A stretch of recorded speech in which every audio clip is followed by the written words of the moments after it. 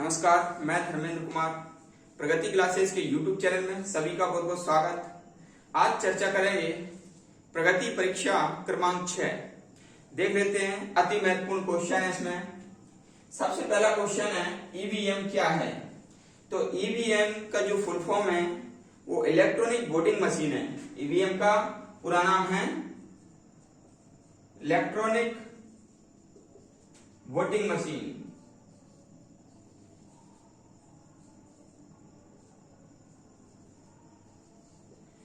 Electronic voting machine वर्तमान में भारत में इसके द्वारा लोकसभा, विधानसभा या राज्यसभा सभी के चुनाव कराए जाते हैं। और इसका सबसे पहले जो प्रयोग किया गया था वो केरल विधानसभा में, केरल राज्य के अंतर्गत पारुल विधानसभा में इसका सबसे पहले प्रयोग किया गया था 1982 में। तो ये हमको याद रखना है कि ईवीएम का सबसे पहले प्रयोग कब किया गया था। तो 1982 में ये केरल की पारुल विधानसभा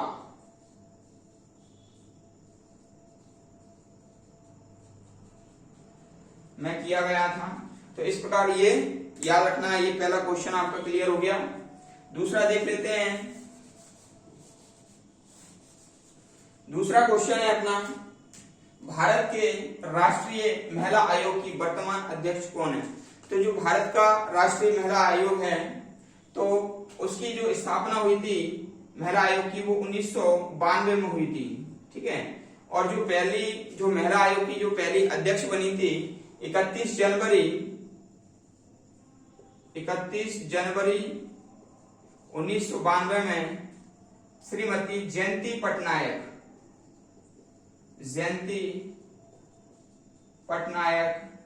ये पहली अध्यक्ष थी ये। और भी वर्तमान में है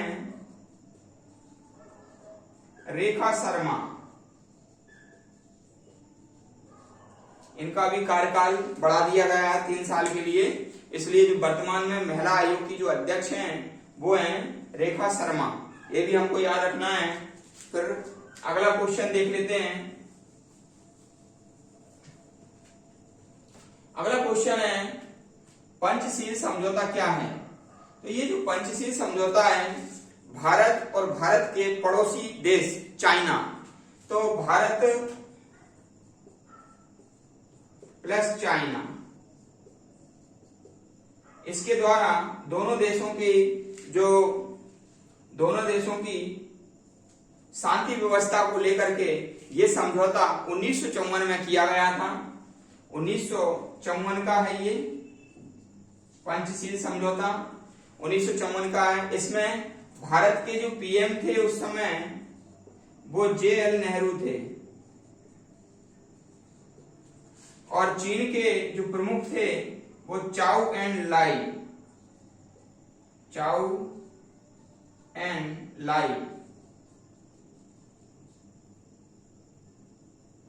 तो इन दोनों के बीच में ये समझौता हुआ था भारत पाकिस्तान, लेकिन भारत और चीन के बीच हुआ था। और चीन ने 1962 में भारत पर अटैक कर दिया धोखे से। तो इस प्रकार से ये पंचशील समझौते का कोई औचित्य नहीं रह जाता है। तो नेक्स्ट क्वेश्चन देख लेते हैं। अगला क्वेश्चन है अपना, किसके शासनकाल में डॉक्टर BR अम्बेडकर को भारत रत्न दिया गया था। क्या है, BR अम्बेडकर भारत के सबसे पहले विधि मंत्री थे और BR अम्बेडकर को 1990 में भारत रत्न मरणोपरांत दिया गया था।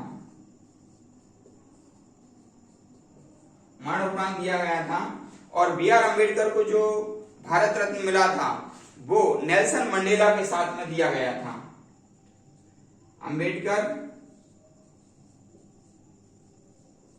Plus Nelson Mandela.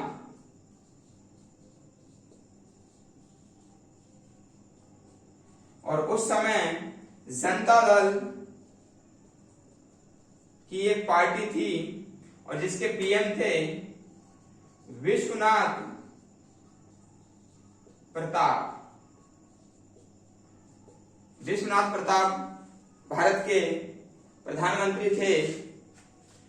नेक्स्ट देख लेते हैं, और इसमें एक चीज और याद रखना है कि भारत में सबसे पहले मरणोपरांत भारत रत्न किसको दिया गया था, तो उनका नाम है लाल बहादुर शास्त्री। 1966 में इन्हें मरणोपरांत भारत रत्न दिया गया था और इनकी मृत्यु भी 1966 में हुई थी। फिर नेक्स्ट क्वेश्चन है, छाया मंत्रिमंडल क्या है भाई? तो छाया मंत्रिमंडल यानी कि शैडो कैबिनेट। तो शैडो कैबिनेट जो है उसे देख लेते हैं, बहुत ही इंपॉर्टेंट क्वेश्चन है ये ब्रिटेन में चलता है। छाया मंत्रिमंडल ब्रिटेन देश में चलता है और ब्रिटेन की संसद का प्रशासनिक अंग है ये। और इसका मतलब ये होता है कि जब ब्रिटेन में जो सरकार चल रही है उसके समानांतर जो विपक्ष है, विपक्ष भी एक छाया मंत्रिमंडल की स्थापना करेगा और राष्ट्र में जो समस्या है तो उसको निदान करने के लिए अपने पक्ष रखेगा। तो इस प्रकार से वह बताता है कि विपक्ष बताता है कि जब हम सरकार में होंगे तो हम क्या क्या इस समस्या पर कर सकते हैं। ये प्रशासन का बहुत ही अच्छा विकल्प है ब्रिटेन के अंदर। अगला क्वेश्चन देख लेते हैं। अगला क्वेश्चन है, स्वतंत्रता को किस प्रकार सीमित किया जा सकता है? स्वतंत्रता को किस प्रकार सीमित किया जा सकता है? तो हम जानते हैं कि हमारा जो भारतीय संविधान है, भारतीय संविधान में जो मूल अधिकार के अंतर्गत अनुच्छेद 22 है और अनुच्छेद 22 में खंड जो 4 है, तो खंड 4 के द्वारा निवारक निरोध के बारे में बताया गया है। निवारक निरोध, तो निवारक निरोध जो एक्ट है वो 1950 का है। निवारक निरोध एक्ट 1950 का है और आंतरिक सुरक्षा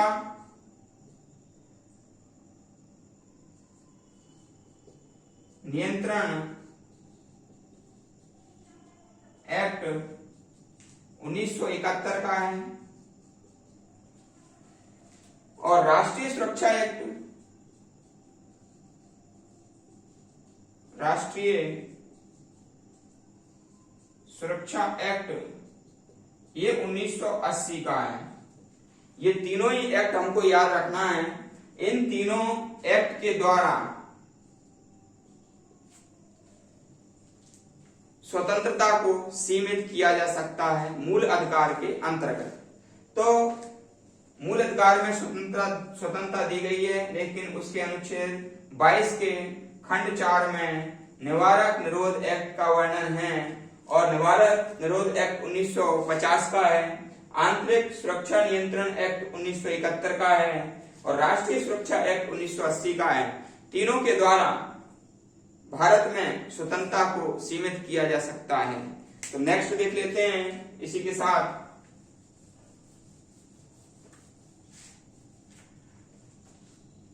नेक्स्ट क्वेश्चन है, यूएन चार्टर में कितने सिद्धांत हैं?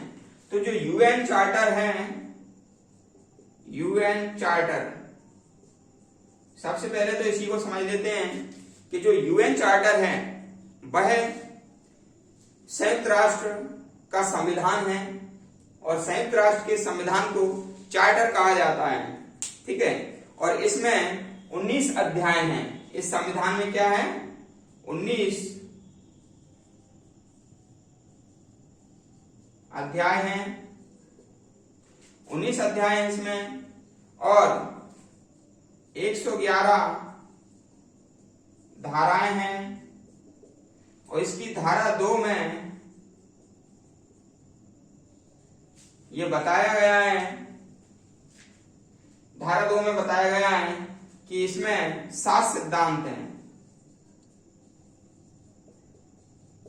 ये हमको पूरा कंप्लीट ऐसे याद करना है कि यूएन में 19 अध्याय हैं, 111 धाराएं हैं, धारा 2 में 7 प्रकार के सिद्धांतों को बताया गया है। नेक्स्ट क्वेश्चन देख लेते हैं। नेक्स्ट क्वेश्चन है अपना, राजनीतिक स्वतंत्रता का अर्थ क्या है।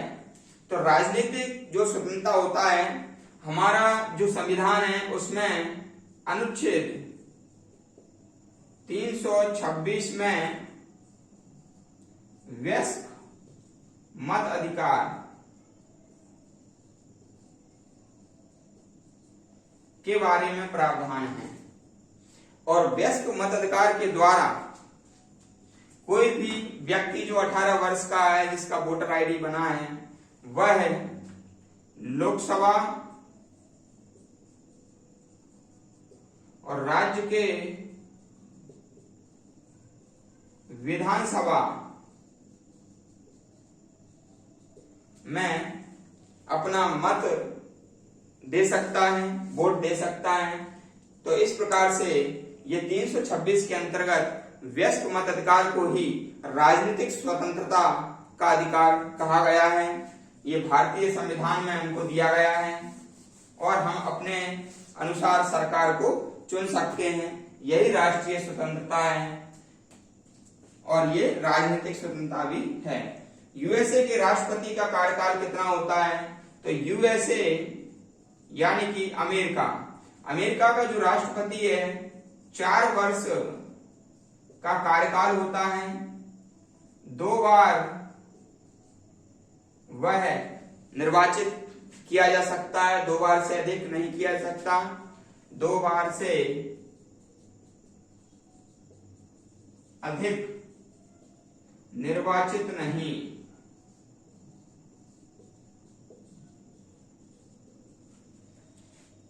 चार वर्ष कार्यकाल होता है।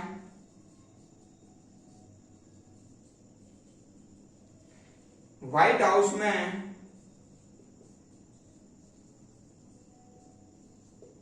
ये शपथ लेता है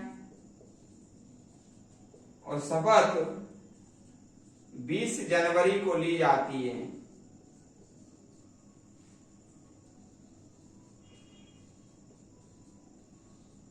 ये हमको जानकारी याद रखना है कि यूएसए का राष्ट्रपति का जो कार्यकाल है वो 4 वर्ष होता है।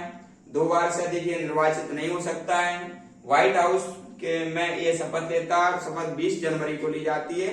और वर्तमान में यूएसए के जो राष्ट्रपति हैं वो जो बाइडेन हैं, जो कि डेमोक्रेटिक पार्टी से ये आते हैं।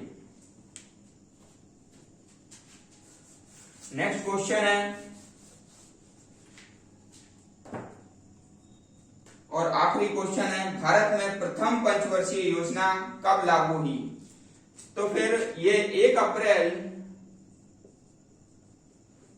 1951 से 1956 प्रथम पंचवर्षीय योजना ये हैरोल्ड डोमल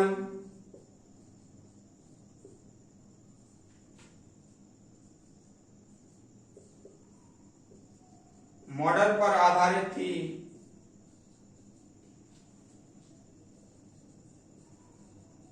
और इसमें कृषि की प्राथमिकता थी।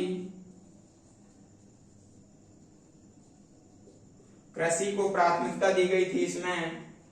और अभी वर्तमान में 12वीं पंचवर्षीय योजना 2012 से 2017 तक हो चुकी है। और इसके बाद अब नीति आयोग अगली जो पंचवर्षीय योजना उसने नहीं बनाई है।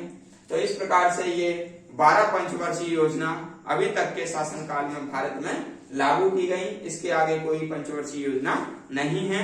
1 जनवरी 2015 को बीजेपी सरकार के द्वारा ये जो योजना आयोग और राष्ट्रीय विकास परिषद का एकीकरण करके नीति आयोग बना दिया गया है, जो कि देश के अंदर नीतियों का क्रियान्वयन और नीतियों का योजना बनाता है।